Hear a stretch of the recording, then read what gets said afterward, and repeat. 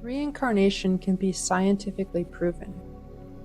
Circa 1926. If one believes in the existence of a just God, then a belief in reincarnation can follow very readily, as the two concepts are really dependent on one another. But what about the skeptics and the atheists? Can the truth of reincarnation be scientifically proven to their satisfaction? Can the theory of reincarnation be in any way scientifically experimented with, so as to furnish not only hope, but actual proof of its reality? Material scientists claim that they have not found any actual proof of the existence of God, and hence cannot offer any proof of the existence of His just law, giving equal opportunity to all life to improve through reincarnation. To such scientists, the sufferings of innocent babies and other inequities of life seem inexplicable, and point to the absence of a just Creator. Scientific law. On the other hand, most of those who do believe in a just God base their convictions on belief only, and have no scientific proof to offer to non-believers. They do not dare, for the most part, to scrutinize or deeply question their faith for fear of losing it or of creating some social inharmony. They are not aware, in other words, of the existence of a scientific spiritual law that can prove their beliefs to be the truth. But why should not spiritual law be investigated by the same methods of experimentation used by the material scientists to discover physical truths? This question was asked centuries ago by the Hindu savants, and they set about the task of answering it. Their experiments resulted in scientific methods that can be followed by anyone to discover the reality of spiritual law, and hence of reincarnation and every other great cosmic truth. Since the means of proof do exist, no one has a right to say that reincarnation and other spiritual laws do not operate, until he has tried the methods and seen the results for himself. A doubting physical scientist is entitled to express his opinion, but it remains an opinion only, not a fact. In physical science, certain procedures must be adopted and followed in order to prove the truth of any given theory. Germs are not visible to the naked eye. One must use a microscope to detect their presence. If a person refuses to look through the microscope, he cannot be said to have scientifically tested the theory that germs are present. His opinion is therefore valueless, since he has not followed the prescribed rules for arriving at the truth of the theory. So it is in spiritual matters. The method has been discovered, the rules laid down, and the result is to open to anyone who is interested enough to experiment. In the Western world, owing to lack of this scientific approach to spiritual law, the value of religion has been greatly diminished as a vital factor in the life of man, and spiritual doctrines are believed in or rejected simply on the grounds of personal bias, rather than a result of scientific investigation. How were the spiritual laws discovered? How did the spiritual scientists, rishis, of ancient India discover these unalterable cosmic laws? Through experiment on the life and thought of man in the laboratories of their hermitages. To find the truth of physical things, we must experiment with physical substances. So, to find the truth of reincarnation, or the passage of the same soul through many bodies, it is necessary to experiment upon the consciousness of man. These scientists of old found that the human ego persists through all changes of experience and thought, during the states of wakefulness, dream, and dreamless sleep during one's lifetime. The cognitive experiences changed, the environment, sensations, thoughts, and bodily states changed, but the sense of identity of I did not change from birth to death. The Hindu experimentalists argued that through concentration on the self, through a constant, conscious, aloof, unidentified introspection, or watching of the various changing states of life, of wakefulness, dreaming, or dreamless sleep, that one could perceive the changeless and eternal nature of the self. Ordinarily, one is conscious of his waking state, and sometimes he is conscious also of his dreaming state. It is not uncommon during a dream for a person to be aware that he is dreaming.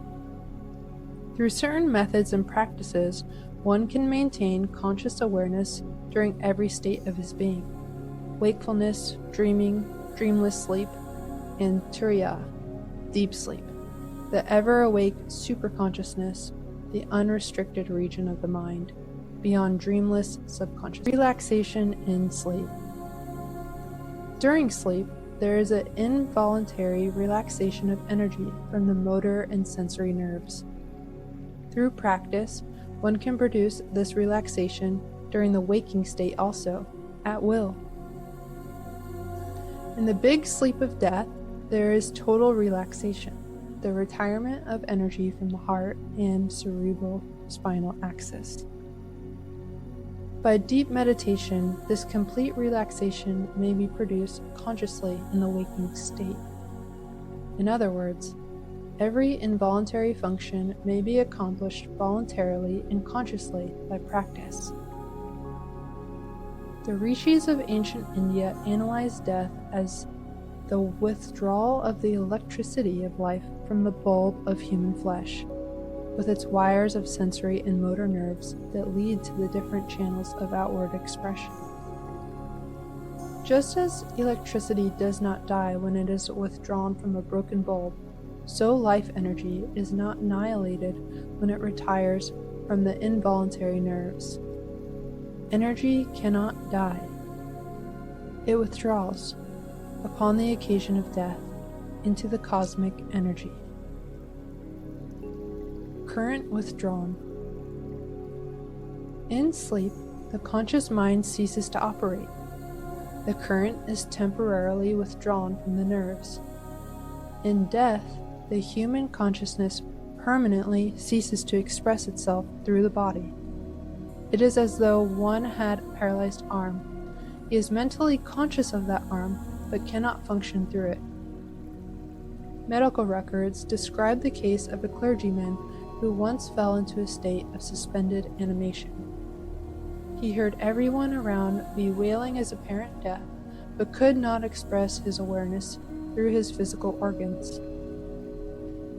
His body motor had stalled and refused to respond to his mental commands.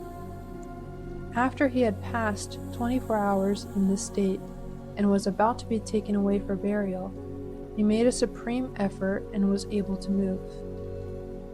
This instant illustrates the constancy of the awareness of the I-ness, or personal identity, even though the body is seemingly lifeless. The rishis taught that one must learn to separate the energy of consciousness from the body, consciously.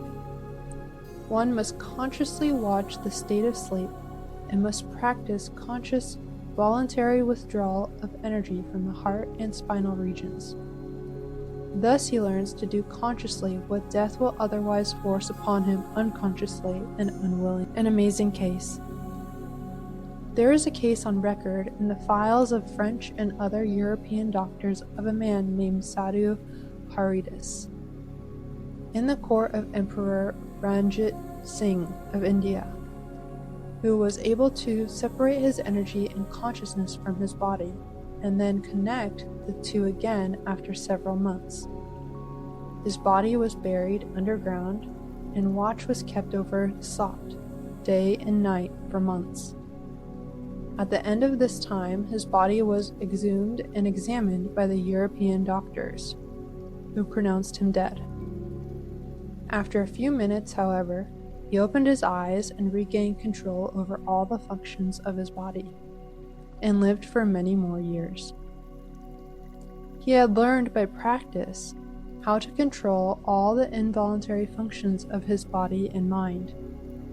He was a spiritual scientist who experimented with prescribed methods for learning the truth of cosmic law.